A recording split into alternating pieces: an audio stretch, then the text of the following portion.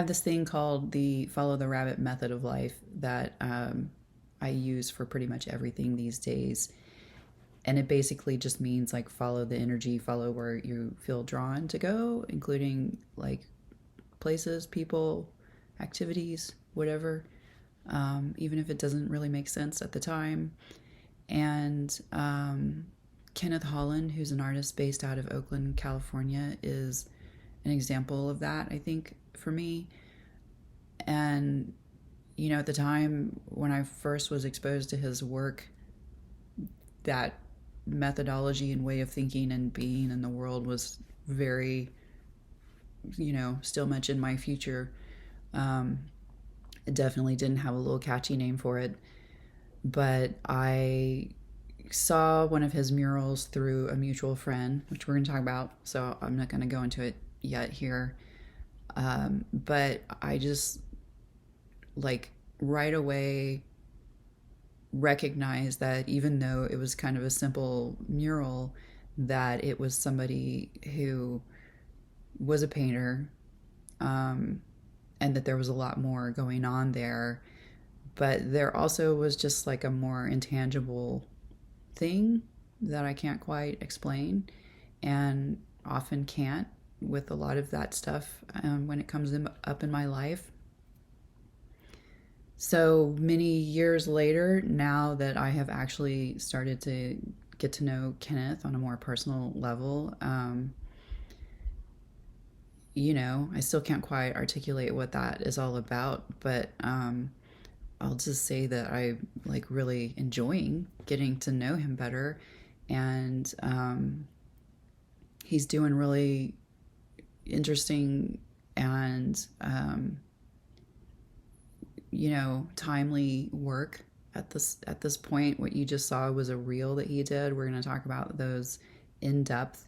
He's using that form actually as an art form, which I think is really cool. Like, in the way that people are engaging with art differently in the age of social media.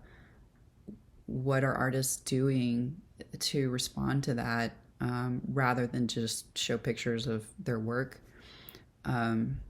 which is what I'm doing and a lot of other people. And Kenneth and, some people are actually embracing that as an art form. And so that's what you're seeing there. And there's going to be a lot of that interspersed throughout this video. There is some conversation that is very directly centered on racism. And so I want to give everybody a heads up about that. It's integral to the subject matter of the work that he's been producing lately. And I think that, we still have a long way to go with that. I don't want to get up on a soapbox here, but we still have a long way to go with that. And these conversations are important. And, it's the whole thing of listening to understand. And I'm really grateful to Kenneth for trusting me with this conversation and with the editing of it, especially because I'm a newbie with that. So, yeah, I think that's all I have to say about that. I want it to just unfold, and I don't want to tell people what to think or feel. I just think it's important that everything we've been learning and changing through in the recent years, especially, that we begin to start putting those things into practice, even when they're not perfect. And that includes like our conversations, our expressions of certain things, whether it's verbally, artistically, whatever. So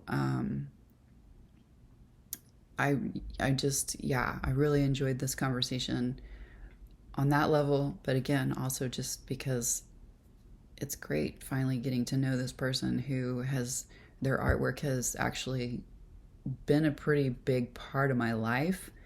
Um, and yeah, let's just get in there and go. I know you through mutual friend Tom Micklethwait, who owns Micklethwait Craft Meats in Austin, and you have been since the beginning of his business, which I'm trying to remember exactly when that was, like maybe around 2000 and I say it's like 10 or 12 because it's been 10 years. If the story is, had done a mural in the Tenderloin. I'm trying to think. I guess I had posted it. Tom was playing with tech dispensers, and they came to Oakland, and I went to go see them down the street. And I was just hanging out talking to Tom or whatever. And I think I might have just told my was working on it or finished it or something. I don't know. He saw it, and I think there was a connection in his brain to have me do that.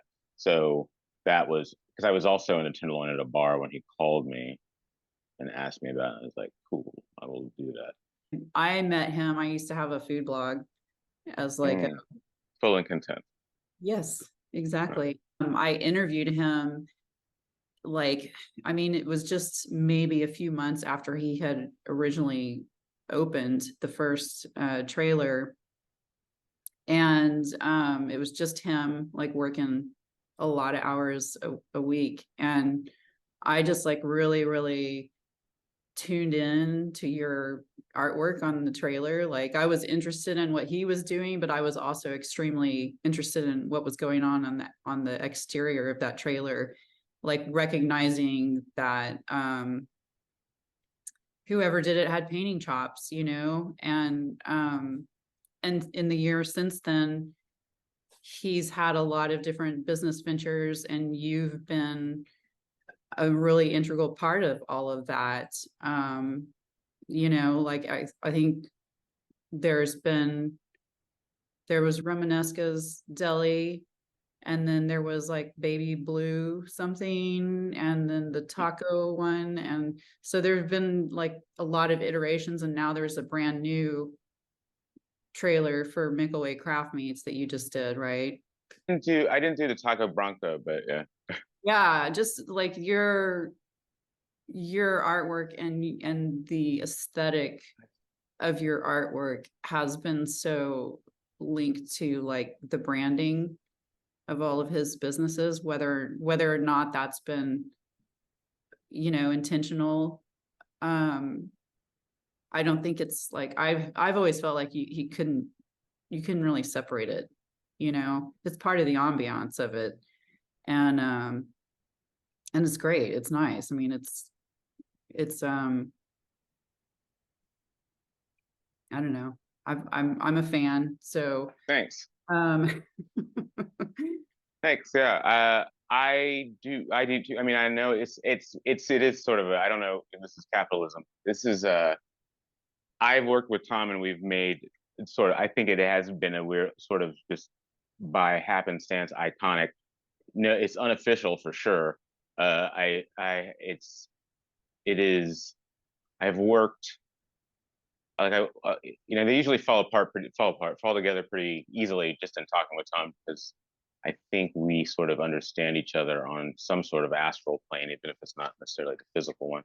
So I think that like like he also has a really good sense of natural sense of color yeah. that like makes it real easy, and he's real easy to work with on those things. And like the idea is like he's pretty open to like uh artistic inspiration or flights of fancy, whatever you want to call it. But like yeah, that acorn is hilarious to me that it became such a like I mean he already had the wood print acorn, but like so yeah, I did the first trailer and then we rushed out one that I called Little Acorn Sweetums for a South by Food Bites situation.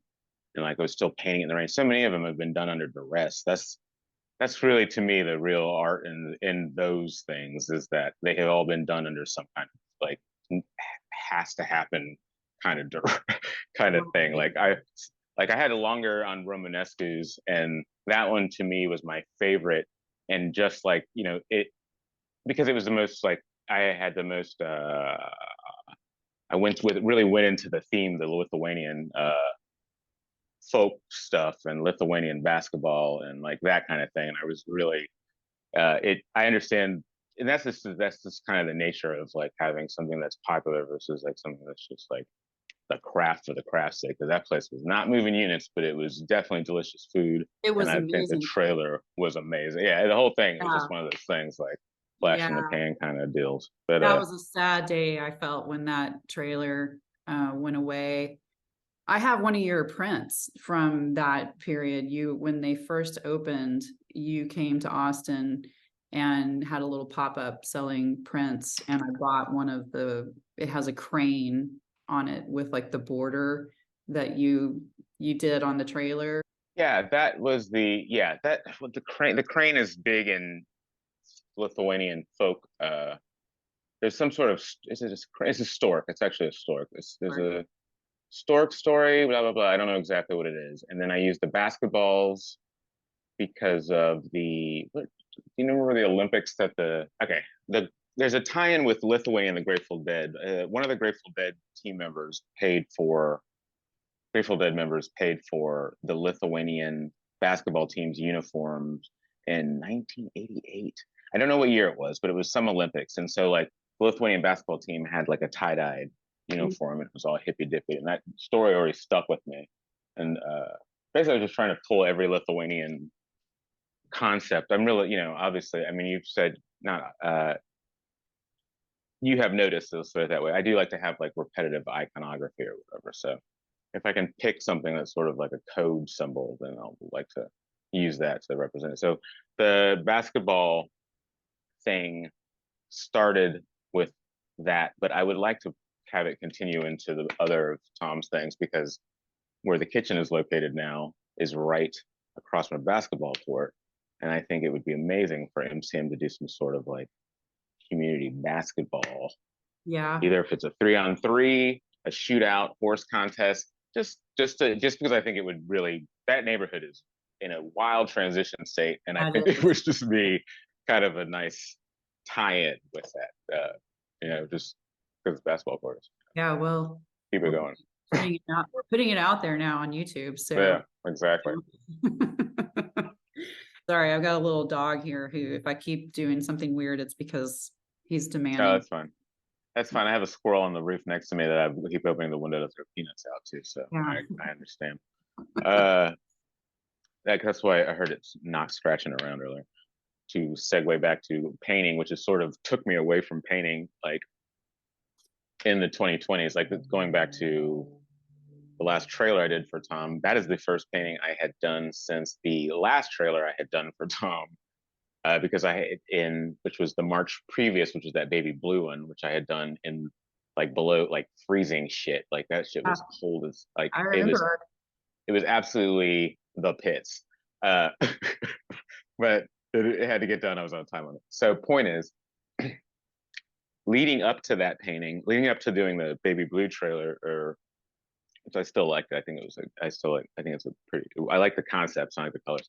But leading up to that, it was 2020. So most of 2020, I was working on a commission piece that I think the commission I got in 2018, actually.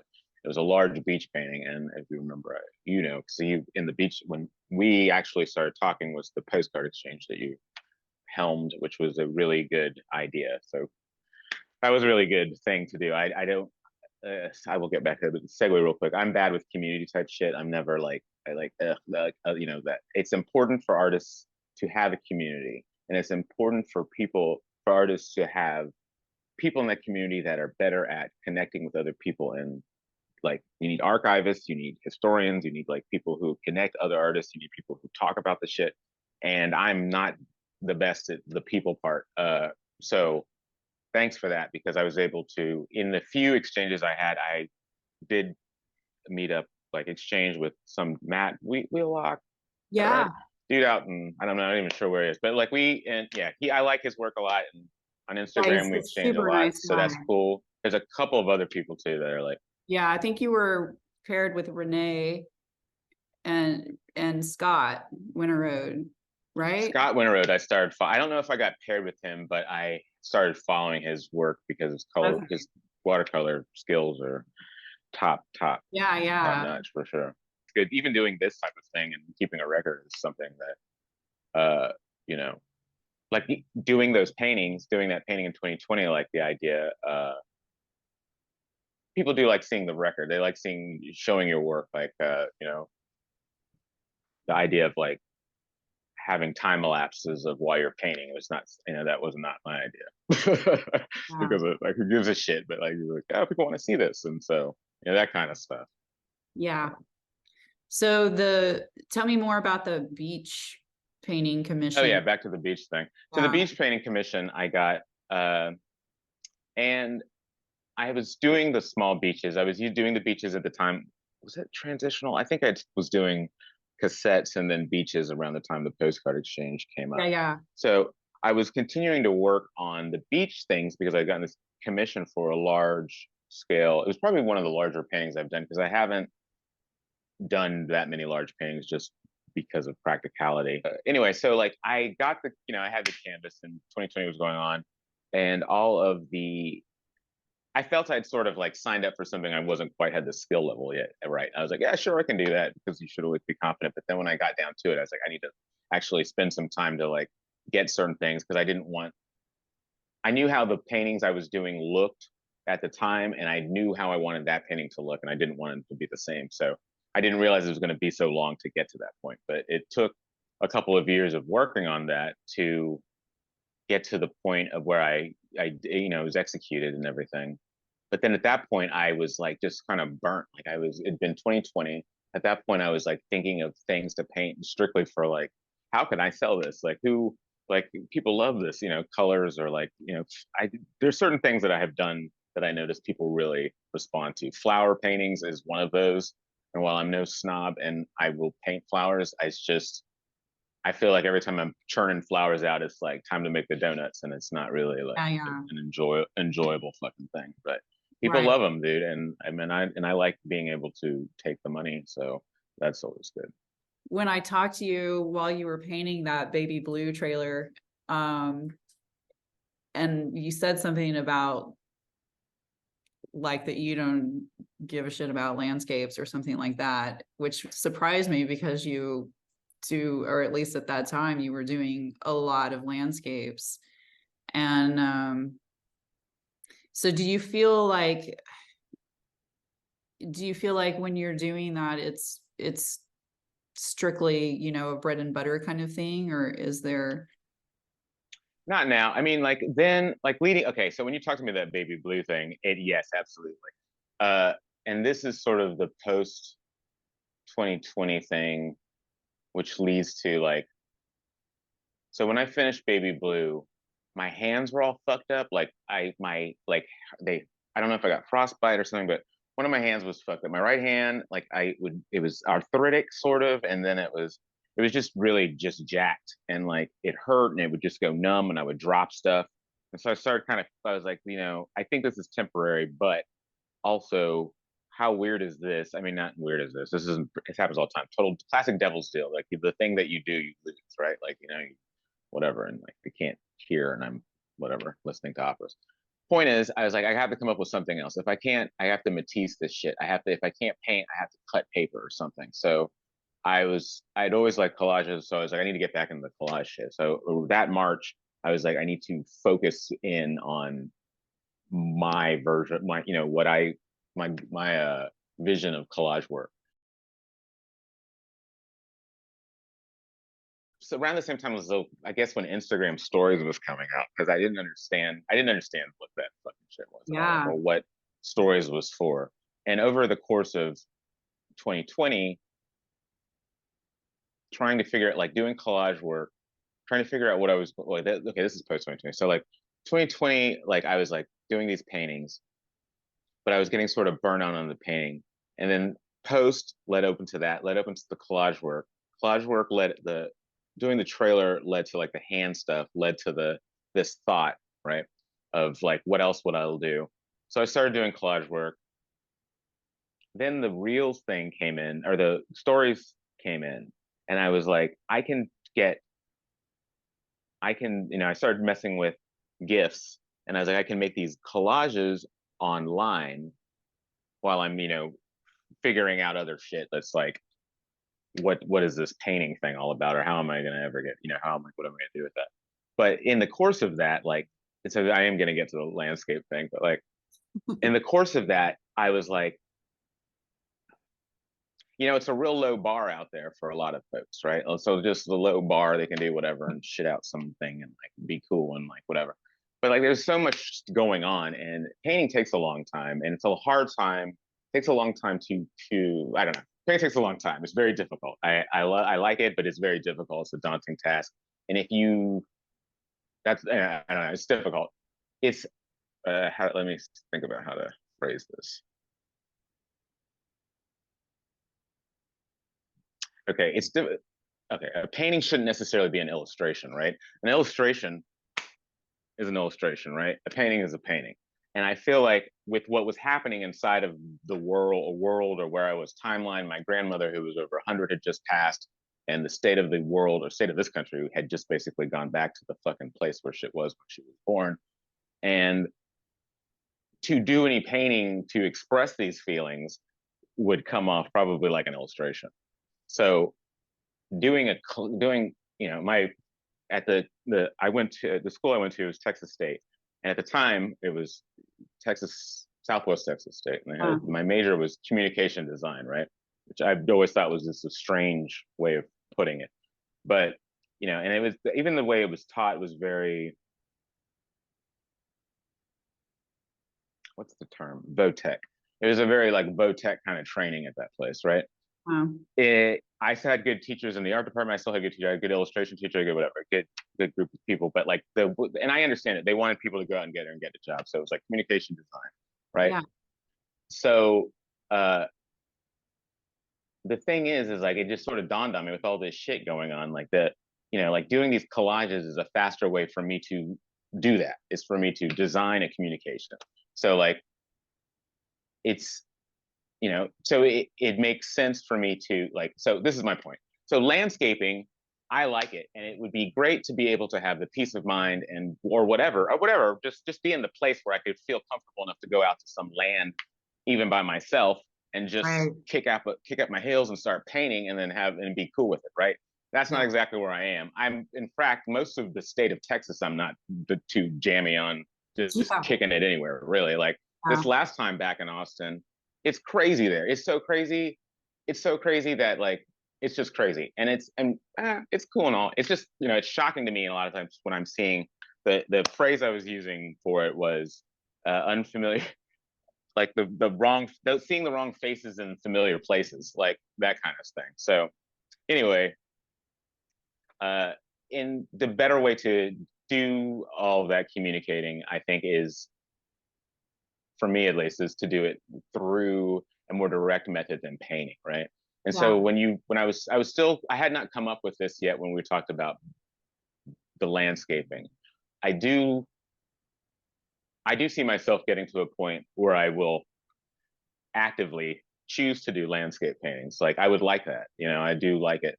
But right now I think it would not be the best for me to be wasting my time with. Yeah. Well, yeah. I've noticed that you've been sharing fewer paintings and have been focusing more on like I think you're just like killing it on those, whatever we call them, reels or stories or whatever, it's like, oh, thanks. Myself and most people are using that simply to kind of like share maybe other people's work or share like process or something like that. But it's like you've taken that and are actually using that form like as an art form, yes. Which is pretty cool. And I don't really see a lot of other people. I can't think of anyone else doing that. And the stuff that you're making is really powerful, and it sticks with you. Some of it's like hard and some of it's funny, and it's just like there's a really great mix in there, you know. Taste the biscuit, taste the goodness of the biscuit. Taste the honey sauce, taste the goodness of the biscuit with the honey sauce. In the past couple of days, I noticed that you have another account that you've created that's called like Tranquilizer Dart. Is that right? Oh, Trank Darts. I've had that for years. Yeah, Oh, you it's have? not when I have, but I don't. It's not. It's I had it as soon as I came up with the concept, but I wasn't really using it. It's for audio stuff.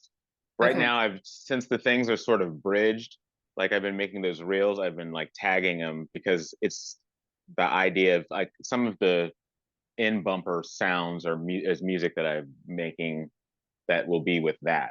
So Yeah. like in the next by this time next year, I hope to have flushed out what I'm doing with that.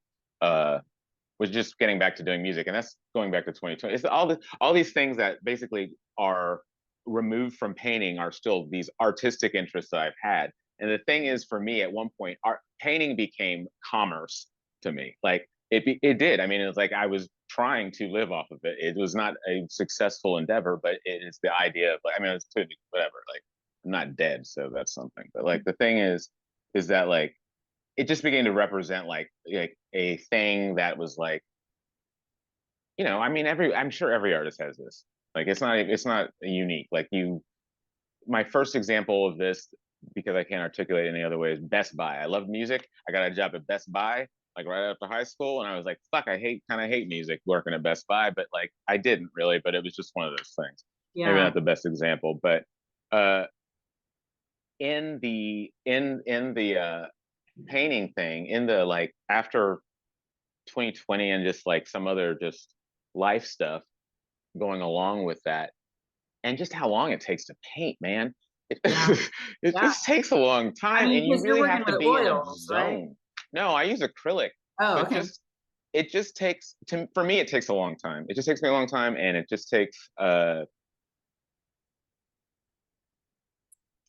like if you're like, because it takes me so long, keeping a continual frame of mind to execute that without it going to like some sort of, you know, the multi-personalities of kind of like one piece painting, Right. that to maintain that kind of like hum for as long as it takes, which is why, you know, fast work is always vibrant or whatever. No matter what, it's always better to be quick because you can stay in it, which is why the collage stuff is easier for me. Like not easier, but it's easier for me to get those messages out. I have other messages that I have in my life that I want to get out that are not those messages, but those messages that need to get out, they need to get the fuck out now, and I need to do them. So like, hey Holmes, you know what my name is. Heart only, eyes and heinous. Defendant versus plaintiff, but that ain't why I'm famous. Lyrics about life and death, spoken in sign language. The shoe is inside of you, and I'm doing time to change it. But with the cane, I'm able. She's a cute name, so we went with it. And then all of a sudden, all these like psychos in the last couple of years have come out and, you know, said, you're a Confederate.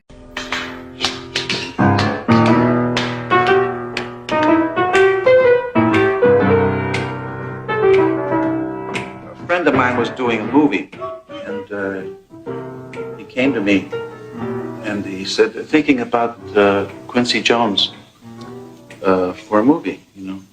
I said, yes, great. He says, do you think he's black, yeah? Yeah. He said, can black men write movie music? I couldn't answer him. I said, of course they can, you know. And he got the job. It was amazing how that was the 60s. That was in the 60s. Everything was supposed to be cool then. In the heat. I noticed that a lot of the Black History books are being pulled. Yes. They've pulled like all the like award-winning books. Yeah. And you can look at a shelf and they've left us with Junie B. Jones. All right. Hey man, you still driving into Houston in the morning to get those Aerosmith tickets? Oh, you damn right. Evening, ladies. Oh, nice. You need me to pick you up a couple? Yeah, tattoo. Cool. But the thing is like in that, like I have completely doing that shit for myself and maybe my nephews just so they can see that this stuff exists, because it's crickets, man. Like you would never know. Like you throw a picture of a painting of flowers and people are just stoked, but you throw some reality in their face and it's just crickets. Yeah. Yeah. Crickets. Motherfucking crickets. I have one thing that, though this isn't even a brag, it's just kind of made me feel good because I live in a vortex, is that like I had one of those reels. The only two people liked it is one of those dudes that I was talking about, Son, and Jerry Sauls. Like an art critic and some little kid. I was like, this, that I have hit the fucking continuum. I'm good. This is the only, that's it. Like, yeah.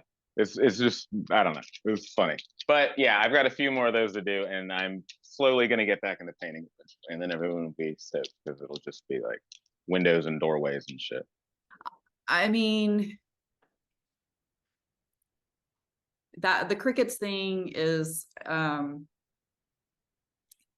have a similar feeling, you know. It's like the work that I'm doing is not provocative in any way the same level that you're doing, but I do feel like that there's the stuff that I take to heart a little bit more is not the stuff that people tend to respond to, you know. And it's not that I want to, it's not that I don't want to get mistaken for thinking that like, oh, I should be getting a lot of likes. It's not even that. It's just funny because I feel like they're not even, so to hear you say that is, I haven't heard any really thing like about them. Like, you know, that's like, oh, sometimes, you know, whatever. That's what I'm saying is like, I don't really know.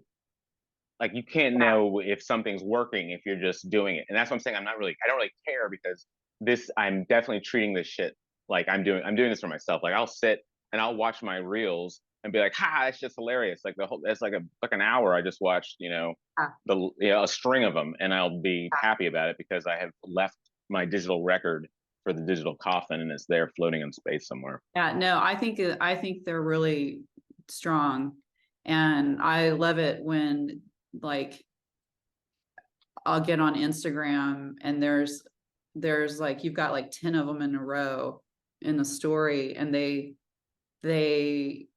flow, you know, like they're it's a story.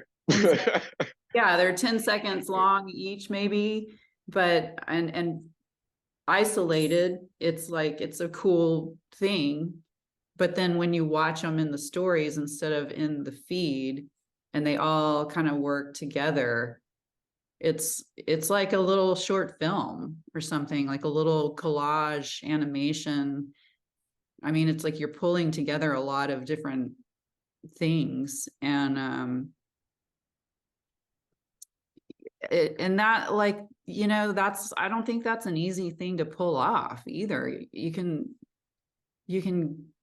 overdo it, you know, but yeah, I have to pull back sometimes.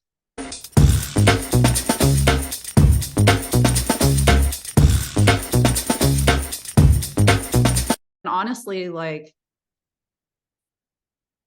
because just the way that I've like really since 2016 or even 2015, like I just started trying to control when and how I engage with the news. So it's like I don't want to just saturate myself with it daily because it's completely possible to do that, but I also want to know what's going on in the world. And so I like have my time when I set aside time to do that. And there's a lot of stuff that you've posted that I'm like, that's the first time that I'm hearing about it, is from your reels that you've created. And then I end up going and like, well, what the hell was that all about? And looking it up and, you know, finding out what's going on. And I mean, I think that alone is really significant. Like it's and I can't speak to the, you know, experience other people are having with these, but for me, it's like it's a window to the world, you know, and it's directing the way I engage with the news, you know, does that make sense? Sure. Yeah, and it's good. Like again, it is good to hear this because like isolation and yeah, the thing is, and it is just a perspective. Like, I mean, all art is just someone's perspective on it. But I feel like I also feel like it's just the time on the like. 2020 was weird because it was just weird on a lot of levels. But as far as like American Black weirdness, it was like uh things would like you'd hear all this shit, but then there would just be like a lot of like flashback shit. And then like for me personally is like you just oh man, I just had just a lot of weird interactions, like a lot of weird reach outs. Like I had a dude that worked with me, that I used to work with at a job, who contacted me through, we're Facebook friends. He contacted me through Facebook and was like, "Oh man, da, da, da, da." And it was like this thing about like he didn't want to hire me. He didn't want to hire me for his job. He wanted me to be his like go-to Black, right? And this is in 2020. Like post this shit, like because I worked with him in an advertising place, and he wanted to like see if we could bounce ideas off of me and not hire me as a consultant, which I would have done. But he wanted to just have like a nigga in his pocket kind of thing. And I was like, this is not how this is going to go down. Anyway, so with that kind of like thing, there were a lot of veils coming off or wig slipping and just like, and I was already on a certain trajectory at 2014 because Oakland's different than Austin. So there had been a lot of like, the first wave of BLM shit had been going on out here. And even that name itself was like, ugh, just so fey, just so like limp. And all of it's been real limp. Like, it's just limp. Everyone's limp. Everyone is like, it just seems real lame. Everything's lame. like it's just like all these. I mean, I know it's age too, and it's like but the kids don't know. And the thing is like it should be like there's just a gap, right? There's just this gap of information. I've benefited from having older parents who went through a lot of shit. Like their legacy, like the last 4 years, 5, 8, I don't know, long time of my life has been spent, with my parents making sure their legacies and like intact over at UT because they were, big time over there. So the thing is that with this sort of context, like all of these things are brewing at the same time, and here I am painting beaches. So like this is all segueing together. This all makes sense. So like the idea that like I'm painting these beaches and flowers, and then like people are like, "Oh man, I'm so bored," and just all this shit's happening. My grandmother just died, and like all this shit, and like people complaining about little stuff, and then like the shit's the same as it was when she died, and like like they're beating people, and like like people are saying insane shit in front of me that don't even connect the dots to like stuff, and it's just like I also don't want to. So I don't want to be someone's advice. I don't want to be someone's magical Negro, and where they can ask me a question because they can fuck off with that shit. Because the books are written, the movies are out there, everything's been laid out. Like these people grew up listening to fucking hip hop, but they weren't listening to it really. They were just fucking, I don't know what they were doing, and just running around all like for my whole life. This is 50 years of this shit. I'm 49. I'll be 49 in a few weeks, and the whole Reagan era is just the same. It's just I lived through all like, and then like, how did we get to this point? And it's like the arc of my life is how we got to this point. Yeah. So doing these reels and shit is like, look, you see these commercials we fucking watched. You were like, yay, and I was like, what is this fucking programming you guys are giving me? Yeah. Like, what is this shit? Because I had good parents who were like, I remember the Dukes of Hazzard. I remember going in Copper Cove, Texas, trying to get a goddamn Confederate flag at the Circus Vargas because I didn't fucking know, because it was fucking Dukes of Hazzard times 83 or some shit. My mom was like, no fucking way, dude, and I will tell you later when you get home. So that type of shit. So I mean, that, like, you know, these reels are out there, right? Like, I'm gonna make them, and like, as if when things come up, and it's funny because like there were certain ones that I was making, and then like a couple days, some event will happen, right? Like I was on this trajectory, and then like the fucking Alabama thing happened, right? Then I was on this trajectory, and then like they shooting black women. And that's the thing. It's like, it's easy. I don't have to really do that much. And that's the fucking part, right? Yeah. I'm not gonna sit on the beach and paint beaches. If Yeah, it's this easy for me to do this, I Yeah. can wake up, turn on the thing, and like, I mean, also I'm intelligent enough to be able to connect dots, but like, you know, and I do plan, but like, I am talented at it, but it is also not that hard because there's so much fodder. I went home. I went to Liberia and I lived for 2 years. I've been with you only 5 days. I swear, I went home and I found out all the things that had been bothering me. Why did they burn everything? They was mad. But you were just little children. I know it. What did he care? They didn't care. Hey now. Is my mic still on? It's on. And this song is called Backlash. Alcoholics and addicts sleeping on mattresses. The big homie got clean, now he's an activist. The turfers gon' turf to this, they gon' gig. This is high frequency, this ain't mid.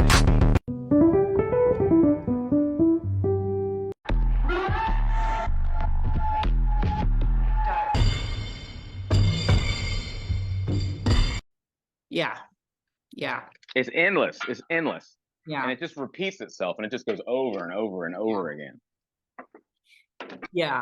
I mean, it's not out there yet. You're gonna see the video that I did the talk with Scott Winterroad, and we go pretty deep into landscapes and our personal like reasons and feelings around why we do those, and you know, what's not said in that video is absolutely that we do have the ability to go sit on a beach and not be hassled or threatened, you know.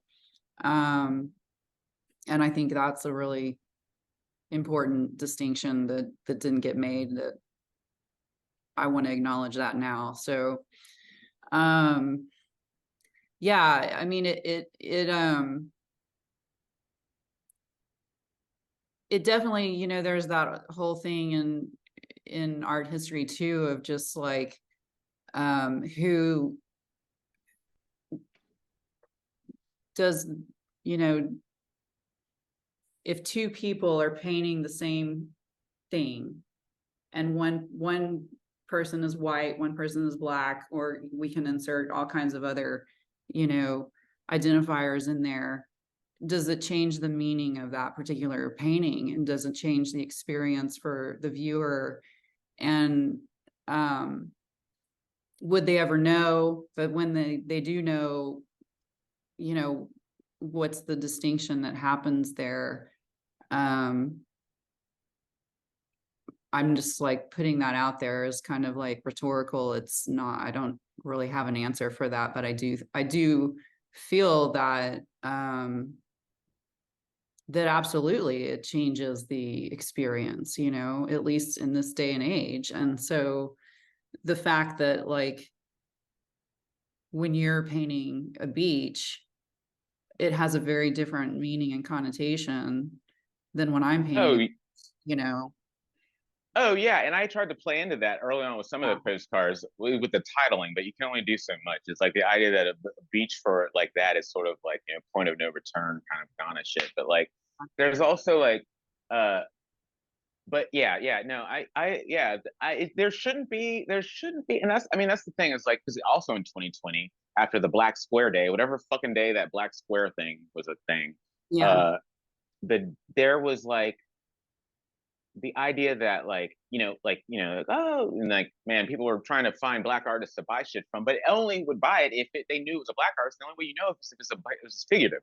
So like, that's another big thing is like, I mean, and this isn't new for me. There's plenty of like fucking Jack Whitten and plenty of other, like, there were, I'm not considered myself abstract artists, but plenty of black artists who were not like figurative black painters of black bodies. I also understand why there needs to be a load of it happening at a certain point when there wasn't, but it needs to then plateau, hopefully. But as far as like, it shouldn't, like, you know, like two people doing a, you know, beach paintings, you know, you should just buy the one you like, right? And like, just, it shouldn't, it really, and that's what I like, that's what it should be. That's how I started learning art. That's how I started learning the world. That's what Sesame Street told me. That's what my clique of, you know, fellow art students that I bonded with, we are not at all on the same physical planes, you know? And in fact, I was talking to my friend Renee, who's one of them. She grew up in Arlington and shit, lives in Japan. I was talking to her, and our teacher that we shared was Carol, is a Jayhawk from Kansas, you know, in her, I guess she's probably in her 80s by now, cantankerous. Like, we have, all three of us are different earthbound skins and shit, but like, we all love the same shit. We all love Demon Corn and Tebow. So yeah, we all have a, you know, like, it's possible. This is my thing. Like, I would do, when I said, you know, earlier about, I do want to get to a point where I'm painting landscapes and just thinking about that kind of stuff. But right now I feel this thing where I need to get this shit out of my system before there's a record. And also, like, the thing is like, even like, there's just there's always been a thing of erasure. Like, I've now also been on the planet long enough to realize that cycle of erasure and how common it is. And now watching it happen, the plus thing of having a digital record now is that, like, hopefully if you just repeat the same data imprint over and over again, it'll survive somewhere out there, right? Yeah. So like, trying to gird against the erasure of history. I mean, this is how it's always been done, is you just erase it, and all of a sudden you're like, what? Then you're suddenly me. Like, for example, I grew up in Maryland, and I started, thanks to my mom's being, you know, who she is, and saying, you're not going to just sit around this summer, you're going to start playing guitar. I took guitar lessons, and then much to the shock of white people, this is so crazy too. It's like 80, what year is this? This is like 80, 90, something like that. I'm playing guitar. You're like, oh, black person plays guitar? Like, and like, that was shocking then. Yeah. Right? The one reference they had was Jimi Hendrix, but it was like, where did this shit come from? Where do you think this shit came from? Right. It didn't spring out of fucking Germany. Like, I don't know why you think that, like, I don't know why it's so, and that's what I'm saying, the erasure. So like, you get Jack Harlow out here now, and Jack Harlow's running around, and then like all this other shit, and like, maybe your grandkids will be like, hip hop. It was born out of Jack Harlow in Kentucky. He's the best. So you have to, like, that's what I'm saying. It's happened before, and it will happen again. And so the thing is, all you can do is just keep seeding against it. Just keep seeding it. All of us, we're all good guys. You can pick your favorite if you try. Yes, you can. Underwear is fun to wear. It's true when it's you and your underoos. Wow, now there's the Dukes from the Dukes of Hazzard. Bo, Luke, and generally, it's true, are all on your underoos. The Dukes of Hazzards thing, like, I saw that in your reel. That was just a recent one. And I don't know if you've used that before or not, but I saw it a few days ago. And, that was absolutely a part of my childhood. And it's just the non-exposure and the glossiness of the show and how all of that was portrayed, it just, there weren't any associations to that in my child mind of like with race or the Civil War or any of that. It was just kind of like people. That's the idea. Cars. Yeah, exactly. And it's like, it's something that, in my adulthood, I've come to understand that. And yet, if somebody asked me about Dukes of Hazzard, I would be like, oh yeah, absolutely, racist symbols all over that thing. But seeing it in the real, the way that you're handling that, it's just like, You know, it's just like a stark reminder of how conditioned everyone is, you know. Yeah, and yeah, for sure. And I watched that show, don't get me wrong. I watched it, and I also did not like the replacement with the cousins whenever they took off and they replaced it with those weirdos. And I watched the movie, the more recent ones with Sean William Scott. So like, and I mean, I grew up in the fucking South. So yes, the duplicity, and this is the thing I'm trying to, with all this shit, not the duplicity, but the duality of my existence, of any American Black's existence, is the thing that the rest of this country has not had to deal with. And this is why I feel like starting with 2014 for me, but starting with 2016 is watching the rest of the country wrap their head around this, that the fact that it's always been a duality, right? Yeah. That it's always been like that someone will say something to you and it doesn't necessarily mean that. And being able to know that, like I grew up being with those skills from my parents because of them knowing what that shit is. But then there's other people, there's other, you know, even other American Blacks who don't have the same, like they didn't have either the same parents set or like didn't have the, you know, whatever. They just didn't have the same advantage I had in confronting, you know, and facing this country's shit, right?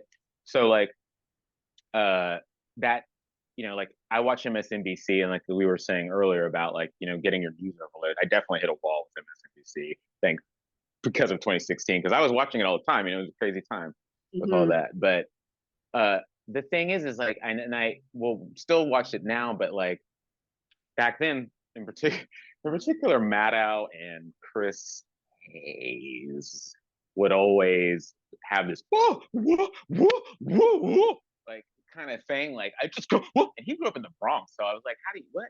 Anyway, but like that like pearl clutching, taken aback shock thing is the fucking piss, right? Like, how are you doing that after all this time? And then now, like in 2023, still doing that shit when it comes to anything Trump related. It's like whatever. So this is my point. Like the world is the world in general, but definitely this country has always had that dual thing that American Blacks and other women, to an extent, of all races, but definitely Black women, have had to deal with too. Sexuality, whatever, sexual. Everyone who's not the one thing has had to deal with this thing. But it's all. But that's my point. But even then we get to subsex, it starts breaking down, and that's what's even crazier about shit. And one of the things I've been trying to do in some of those reels is just have like the continuum of no matter what subsect group you're in that is threatening the system, you're still fucked. And you shouldn't be interfighting. Like that's one of the things that always gets my shit. Everything is always a tier system. And this is, and once you have people fighting amongst themselves and whatever thing, shit never changes. Right. Capitalism. Right.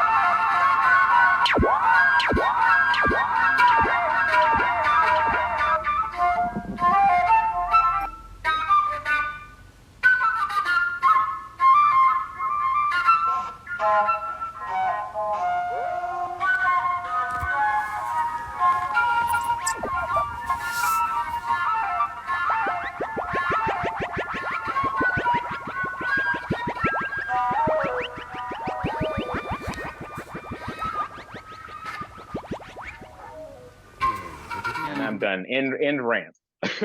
Yeah. So let me just tackle one thing onto that. So the thing is, I fear that with some of those I don't fear really, but one of the things in the reels is that like, oh, it's lambastic and you're angry and you're like anti-white or anti-this, and it is not.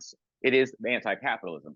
However, I'm also not under some false impression that like it's going to suddenly end and I'm against people having businesses and doing things or anything like that, because you have to do that because that's the system. But I also think my role to have, it is important, I think, to have the messaging that capitalism is the main thing that is doing all of this other shit to everybody and fucking everyone around. And if people are aware of that, I feel like, I don't know. I don't think people are aware of it, period. But if people are aware of it, hopefully if the world doesn't just end in 200 more years with enough of that thought, something will change. It's not going to happen in 100 years. It's not going to happen anytime soon. But you have to just keep flooding, you just have to keep seeding the soil. Yeah. Yeah. I mean, there's a lot of different economic systems around this world, and pretty much all of them are flawed in some way, in different ways.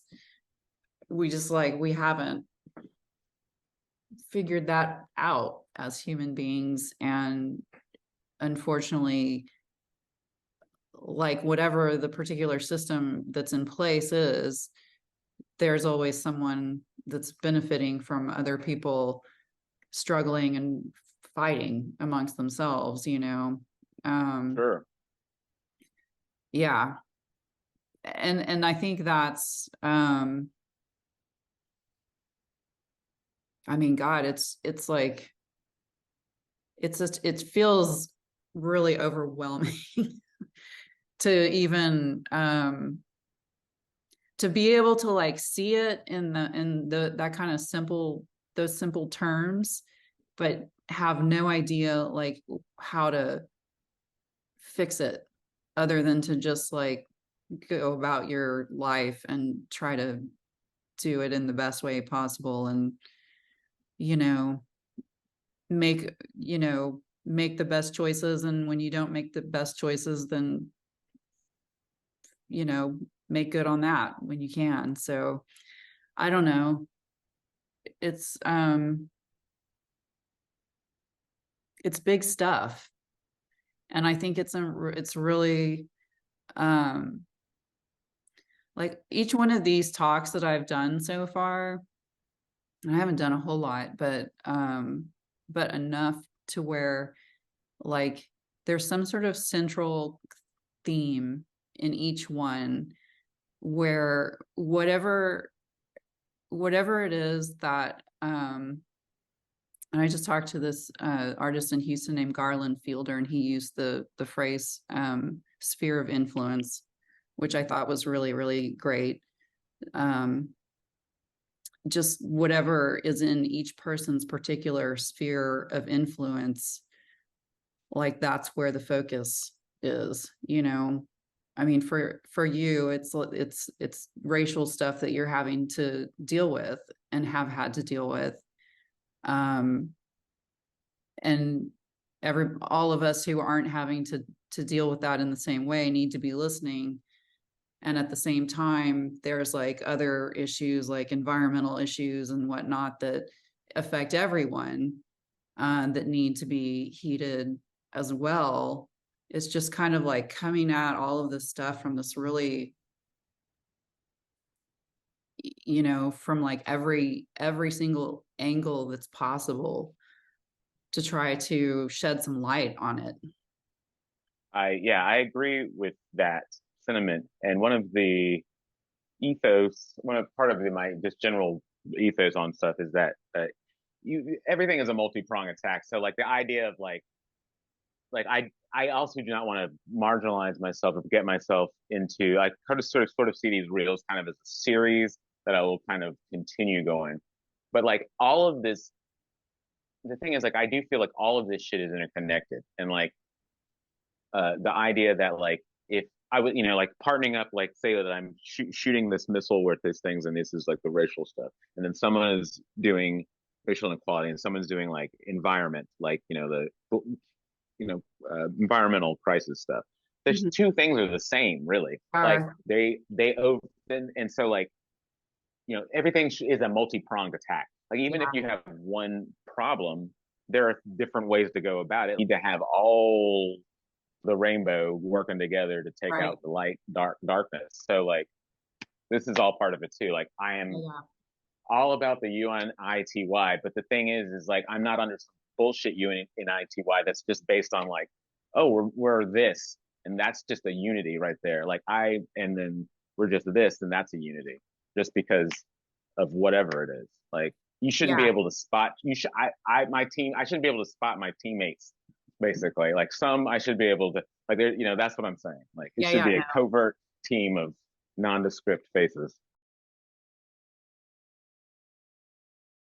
We've been talking for about an hour.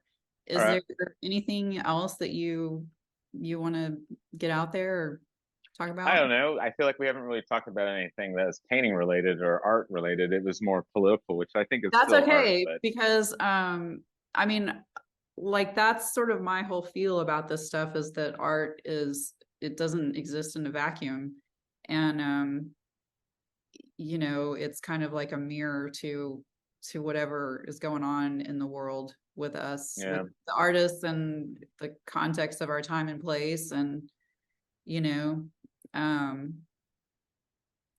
honestly, I don't think do you think it's a bad thing we didn't talk about art more? I don't know. I don't like, because I mean, if the thing is, I really don't know, because you're right. It is, art is what is, the person's perspective should be reflective of the time, yada yada yada. I also am hesitant, like the idea. There's just so many things, like with even in the idea of like putting down your record as an American, as an artist or American Black artist, like, and then to have this, in particular, be so topical with this sort of thing, as opposed to like, because if you look, I do it, but if you go to the beginning of my Instagram account, you can definitely see a fucking transition and shit, because it's like, I'm really, like the whole, I would love to just get back to pure painting and being like some sort of zone where I'm not thinking about this shit. Yeah. Or I don't have this fucking, have it nagging at me, or just like, it just in my face, like pop-up. Okay. I used to call some of the shit like pop-up racism, pop-up issues, or that kind of shit where you're just sort of like, bah, and just like, you're not thinking, and like, it's all the time, to the point of like, it can be all the time. And, to the point of, and like, as soon as you go outside, I remember one day I was here, and this was in Oakland. I can't even begin to tell you the shit used to happen in Texas, but like, I was outside, I went to go take the trash out, and some dude was like, "Hey, you do work here?" And I was like, I just kept walking, and I walked into the thing. I was like, "This is my apartment building. I'm clearly like in a cash kind of take your trash out shit." Anyway, but just that type of thing, like you can't even step outside your door. It's just like it's like so easy. But like I said, I'd love to get to back to talking about tonality and what type of brush I'm using for this type of thing, and tricks of the trade. So I would rather have that type of conversation, because I need to learn about that type of shit more. I mean, that's the exchange of ideas that I like from the community of art people that I don't really have. I guess I have one. I guess I'm talked to Lisa DeRocco. She's art. Lisa, we talk online a lot about like that type of stuff. She's probably at this point my main bouncer offer. So a couple things. First is that, like, for myself and definitely some of the other people that I've talked to already,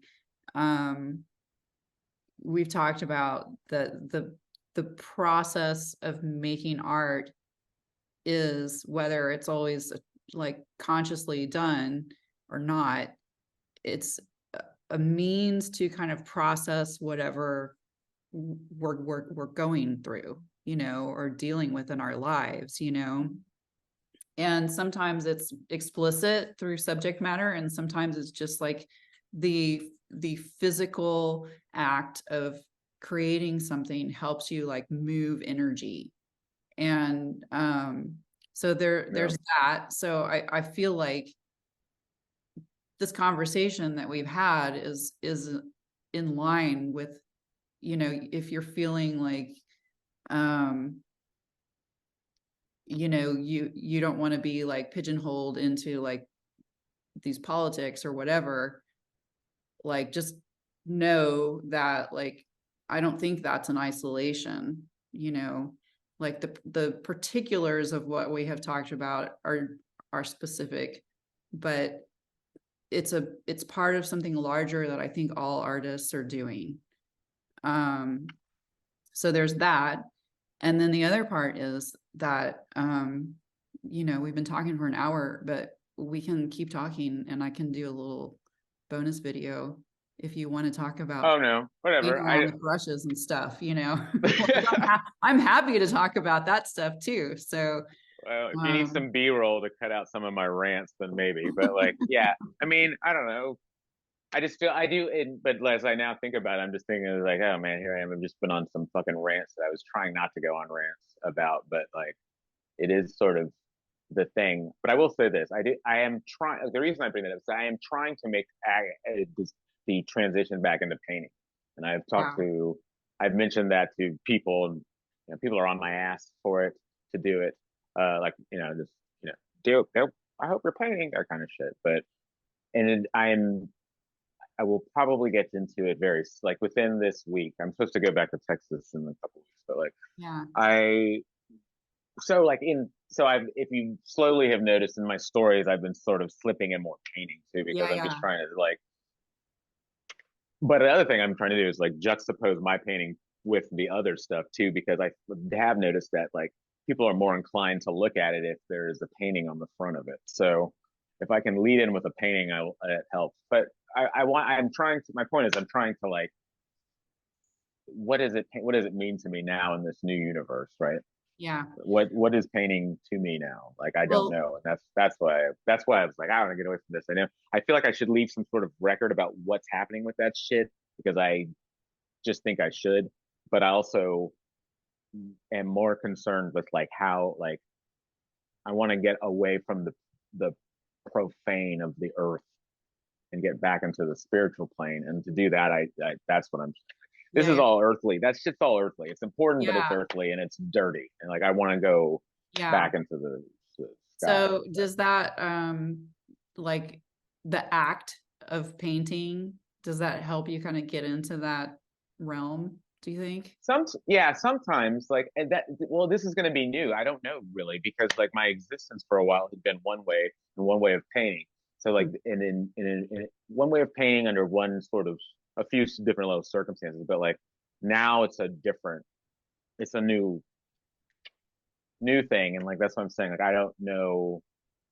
I hope it gives me that peace, like that, like doing some of the, like, I've also simultaneously, like I was talking about that tranquilizer darts thing. It's like, I've been, you know, learning, like doing iOS music and just trying to like learn various sound editing shit. And that's been interesting to me too, which is I think has helped, and I'm hoping it's going to help with the painting, because like I have tried to like in various years to go back, I'm going to like relearn or watch this course or like try to touch up my color theory or something like that.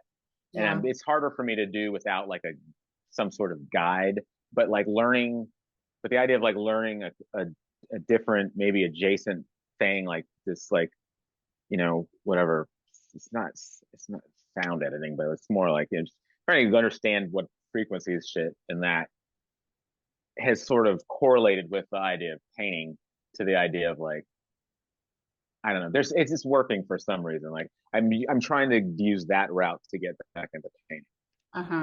But I'm unsure where I'm going with it.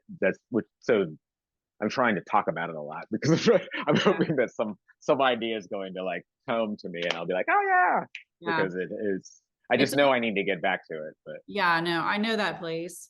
I know that place well, of the uncertainty, and it's unnerving, and I think it's real easy to get into a place of like judging ourselves for not like having a focus or being productive in a certain way. But I also just try to remind myself it's like a really nice place of like possibility, you know, like you haven't, and I don't mean you specifically, but just, you know, there's no like, container yet that's like holding you in of like, well, this is what I do, and this is what I paint, and you know, this is what I'm doing, that kind of like directs you in a certain way. And that can like anytime you get into that kind of any kind of path, like it can become constraining too, you know.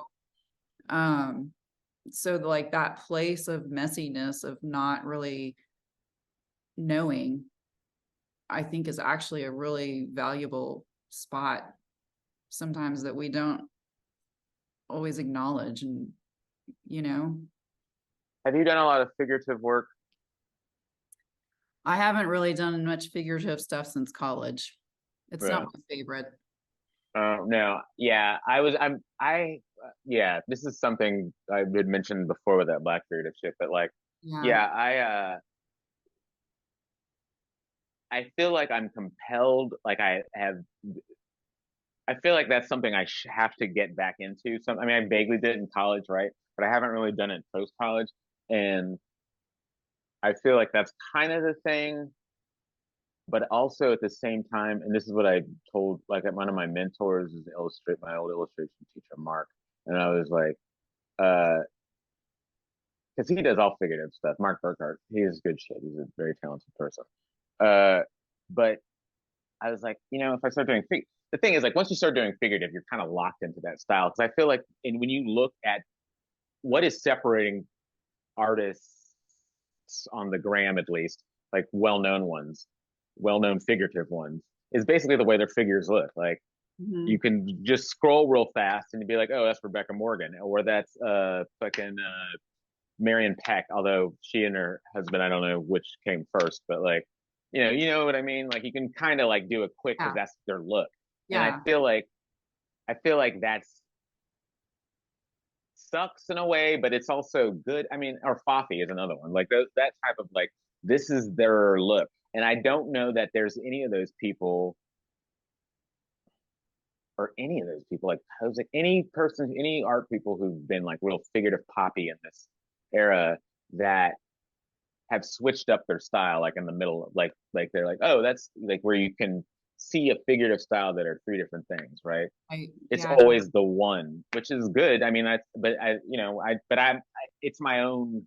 I'm sort of like, and I was telling this to Mark, this is my point, and he was like, yeah, I can see why you'd be, but he's like, you get over it, or get over yourself, some shit like that. But like, you know, that is a looming thing of like, oh, I'm gonna be stuck with this like whatever iteration that I come up with.